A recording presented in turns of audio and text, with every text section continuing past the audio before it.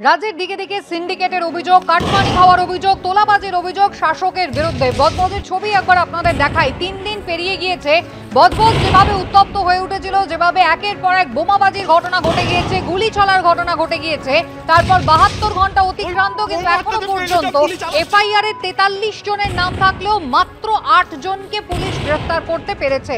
বজবজে মূলত সমস্যা কিসে? বিজেপি অভিযোগ করছে যে একেবারে তৃণমূল কংগ্রেসের দুই গোষ্ঠীর মধ্যে দ্বন্দ্ব।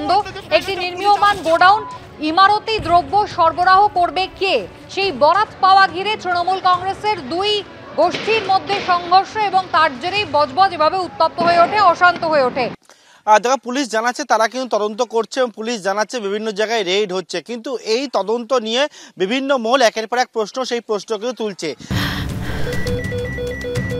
ক্যান্সারে নেই আর ভয়, NCRI হবে এর জয়। আপনাদের ভরসা নেতাজি সুভাষচন্দ্র বোস ক্যান্সার হসপিটাল। যে পুলিশ যে তদন্ত করছে, আদৌ কি মাথাকে সেই তদন্ত করছে পুলিশ?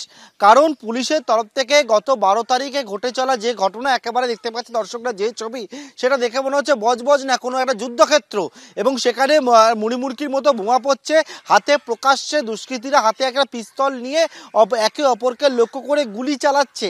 এবং এই ঘটনাকে কি নিয়ে, ঘটনাটা যে প্রশ্নগুলো উঠছে, কি প্রশ্ন সেটা অবশ্যই বলবো। ঘটনার সূত্রপাত যে জায়গা থেকে, সেটা হচ্ছে যারা চায়ের গোডাউন, সেই গোডাউনে কে নির্মাণের যে সরঞ্জাম সাপ্লাই দেবে, সেইটা নিয়ে সিন্ডিকেটের মিটিং হওয়ার কথা ছিল। এবং সেই সিন্ডিকেটের মিটিং হওয়ার আগে দুটো গ্রুপের মধ্যে এমন পর্যায়ে গন্ডগোল গিয়ে পৌঁছায়, সেখানে কিন্তু সেই বজবজ, সেই মিটিং থাকলো না, সেটা যুদ্ধক্ষেত্রে পরিণত হলো। কিন্তু পুলিশের তরফ থেকে গোটা ঘটনার পর যে প্রশ্নটা উঠছে, কারণ সেটা পুলিশ যখন এই গোটা ঘটনা তদন্তে নামলো, তদন্তে নেবে বজবজ থানা যে জায়গায় দাঁড়িয়ে রয়েছে, সেই থানার একজন সাব ইন্সপেক্টর, তিনি হচ্ছেন স্বতঃপ্রণোদিতভাবে পুলিশের পত্রে মামলা হলো, তিনি অভিযোগ করলেন। অভিযোগপত্রে কি বললেন? অভিযোগপত্রে বললেন 43 জনের নাম ঠিকানা সেটা উল্লেখ করা হলো। এই 43 জনের মধ্যে নাম যে উল্লেখ করা হলো, সেখানে বলা হলো দুটো গ্রুপ, কিন্তু সেই দুটো গ্রুপ কে কোন গ্রুপের মধ্যে ভাগ সেটা তো বলাই নেই। পাশাপাশি কিন্তু এদের মাথায় কে, অর্থাৎ গ্রুপের মাথা কে, সেই বিষয়টাও কিন্তু একেবারেই উল্লেখ নেই। অন্যদিকে বলা হচ্ছে অভিযোগপত্রে যে পুরনো শত্রুতা বা প্রিভিয়াস গ্রাস থেকে এই গন্ডগোল, অর্থাৎ সিন্ডিকেটের বিবাদ হলো, সেখানে একটা পুরনো শত্রুতা বলে উল্লেখ করা হলো।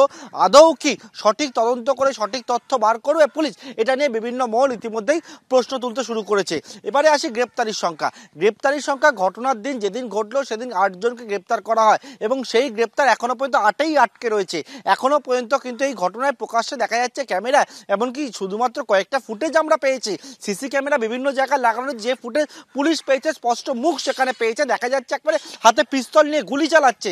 সেই একটা পিস্তল পর্যন্ত পুলিশ এখনো উদ্ধার করতে পারেনি। সুতরাং পুলিশের তদন্ত নিয়েই বিভিন্ন মহল ইতিমধ্যেই প্রশ্ন তুলতে শুরু করেছে। তবে এই ঘটনার পিছনে মাথাকে, সেই মাথা কি আদৌ বেরিয়ে আসবে, সেটা নিয়েও প্রশ্ন উঠছে। কারণ মাথাদের নাম কিন্তু অভিযোগপত্রে নেই, তেমনটা বিভিন্ন মহলের তরফ থেকে উল্লেখ করা হচ্ছে। শুভেন্দু অধিকারী বিরোধী দলনেতা, তিনি একেবারে স্পষ্ট অভিযোগ করছেন, এবং সেক্ষেত্রে তিনি বলছেন যে মাথার হচ্ছে যে 19 নম্বর ওয়ার্ডের তৃণমূল কাউন্সিলর লুৎফর, এবং পাশাপাশি কিন্তু পঞ্চায়েতের সদস্য, পঞ্চায়েত প্রধানের স্বামী, এই দুইয়ের মধ্যে গন্ডগোল। যদিও বিজেপির এই অভিযোগ তৃণমূল অস্বীকার করছে, কিন্তু এখন দেখার বিষয় 43টার নাম শুধুমাত্র পুলিশ উল্লেখ করেছে, কিন্তু তাদের খোঁজে তল্লাশি হচ্ছে। কিন্তু এদেরকে কারা পাঠালো, মাথাকে কারা এই সিন্ডিকেটের মাথায় রয়েছে, সেই বিষয় আদৌ বেরিয়ে আসে কিনা তদন্ত আগামী দিনে, সেটা এখন দেখার বিষয়। কুসুমিতা,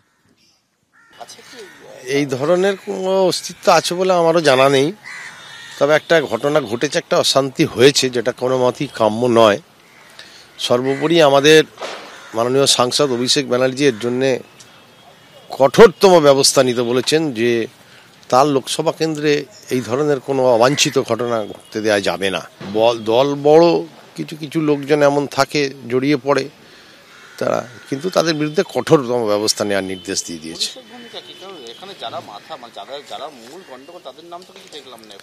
পুলিশের ভূমিকা হচ্ছে, বিষয়টা যে জায়গায় এই ঘটনাটা ঘটেছে সেটা পৌরসভা এলাকার একদম ফার এন্ডে, শেষ প্রান্তে, ফাঁকা জলা জমি, তারপরে পঞ্চায়েত, মানে ওখানে জনমানব শূন্য এলাকা, কার্যত বসতি কোনো নেই। হ্যাঁ, যার ফলে পুলিশের পক্ষেও অ্যাকশন করতে অসুবিধা হয়। ওখানে যেতে যাওয়ার আগে চলে যাবে লোক।